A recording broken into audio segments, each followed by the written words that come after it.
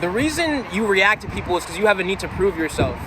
You have a need to prove this identity, so then when people poke holes in that identity, that false identity, then you feel insulted. But when you know you're limitless and free and you are God, then how can anybody insult you? See, the problem is that we do not condition our minds to be Zen. We don't condition our minds to be quiet because we don't realize the true nature of the mind, that it doesn't even exist. It's not real. It's fleeting. It's a fleeting play of illusion. It's Maya. It appears for a time. It's a movie on the endless, limitless screen that is you. And I have to ask you a question.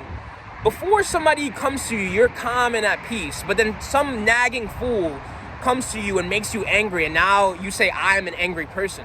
But you never ask yourself, what was I prior to that anger? But you react instead of responding. And the problem is that we don't realize the true nature of the mind, that we are beyond it. And when we know we're beyond the mind, then nobody can cause a reaction out of us, because reactions only happen in the mind. Your mind creates an entire world of separate people, this play of illusion. But when we go beyond the mind, when we're quiet and silent, and we realize that nothing that anybody says about us has anything to do with us, because we are not the body or the mind, then anything that anybody says about us cannot affect us, because we know that it's not about us. And this is the beauty of being free of an identity, because think of an ice cube, right? Anybody can come and smash an ice cube, right? But when you are the vast, limitless ocean, when you are the free God in nirvana, then somebody who takes a hammer and smashes it through the ocean, it's just going to go right through the ocean. But that's the beauty of not having a fixed identity, is that somebody comes along and says, oh, they insult you and they say you are this and that, and then you try to prove yourself by saying, no, I'm this and that. Why don't you just stick with the I am? Why do you need to prove yourself? Why don't you just let fools be? Let them pass like an ugly cloud that kind of looks odd, but you're just going to let it be as it is, because you realize that its true nature is just a cloud. You're not going to think too deeply about it. Because this is the beauty of knowing that everybody is God in disguise, that even God, he decides to appear as fools. And fools are here to teach us how to practice not reacting. And when I say not reacting, I don't mean just not reacting like not saying anything. I mean being inwardly calm. Because you can react or respond, but also be calm while doing it. The Buddha, he got angry at a man. I know people are going to be shocked. If he's enlightened, how did he get angry? But because you guys, or people don't understand, they have this ideal image of enlightenment, but they don't understand true enlightenment. When enlightenment happens, you start to use the mind, and the mind doesn't use you. Why? Because when you're aware of the mind can't fool you, because you are pure awareness. You are the pure witness of the mind. So you can use the mind how you want it. You can pluck thoughts and use it how you want it. So this man was antagonizing Buddha, and instead of trying to learn, he was just trying to get a rise out of him, and he wasn't really trying to learn. So the Buddha said, I have to kill this man. And people might say, oh, what? The Buddha said Buddha said he has to kill somebody? He can't be enlightened, what? But what people don't understand is that just because you are calm innerly does not mean you can never respond to somebody and X them out of your life. Would you drink, when you know poison is bad for you, you accept poison as it is, but would you drink it? No, you have to remove it from your life. And to remove it from your life, you have to take action. But when you frantically are trying to remove the poison, then you might drop it on yourself, and then you poison yourself. But when you're free and you just get rid of the poison calmly, then it doesn't touch you. You just get it out of the room.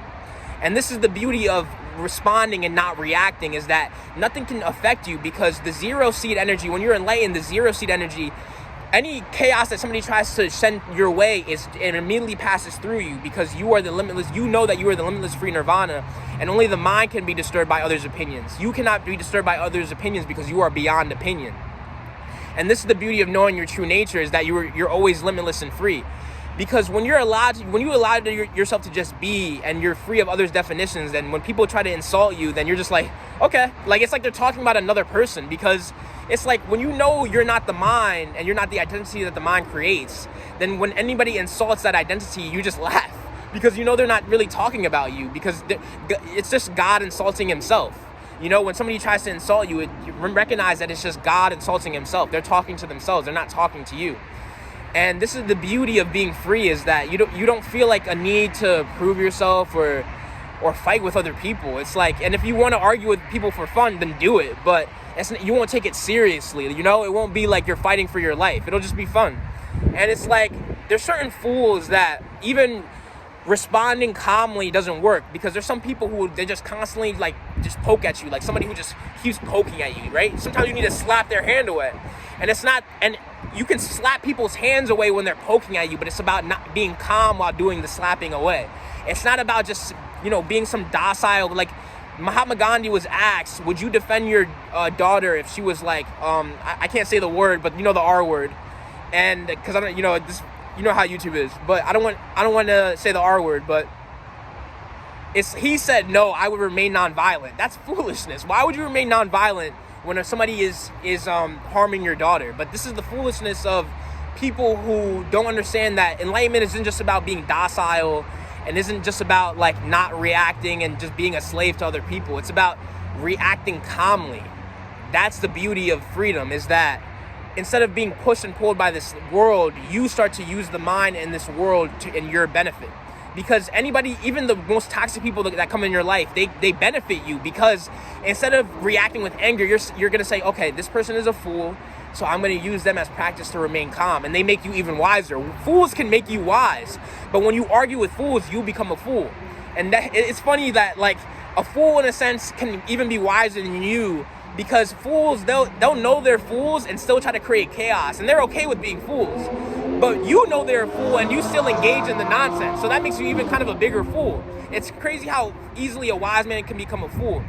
And the only time a wise man is a fool is when he lets external circumstances affect his inner peace. Remember I said, don't make people make you a hypocrite where they abuse you and then they say, oh, they try to gaslight you, like, oh, they say something abusive to you and then you can't say anything back. No, it's about being calm while saying something back. It's about being inwardly free while saying something back. And how are you inwardly free?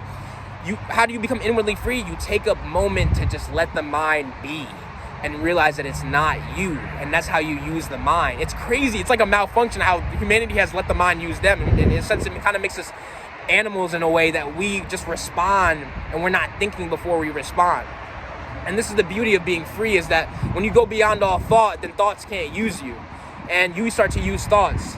And there's just people out there who, like, no matter what, it's like you can't do anything about it. They're always going to be dumb. They're always going to be fools. They're always going to be... And a lot of people, they have this hypocritic view of enlightenment that, like, while an enlightened person accepts everybody, he just... Even if somebody tries to kill him, he doesn't see him as a murderer. No, the person, when you're enlightened, you acknowledge that the person is trying to murder you, but you also realize that it's God trying to murder you, so you just accept them as they are. You accept this play as it is. But that doesn't mean you're going to let the person murder you. No, you're going to calmly fight them so they cannot kill you. And this is the beauty of just being free, is that you're not even conditioned to anybody's version of enlightenment where I just have to be some still rock that never responds to people or blah, blah, blah. But it's like you can respond to people as you want, as much as you want, as long as you remain inwardly peaceful. You have to make a promise to yourself that you will never allow people to affect your inner peace. Even when Krishna was fighting in a war, he was still peaceful. Why was he still peaceful while still engaging with action? Because he was always identified with the self, the infinite self that is beyond this world. You can engage in this world and you can engage in action while always being inwardly calm. Peace always wins. Even the greatest wars have to end in peace. And the reason Krishna was always peaceful even while fighting is because he knew his true nature, which is nirvana, which is freedom, which is God.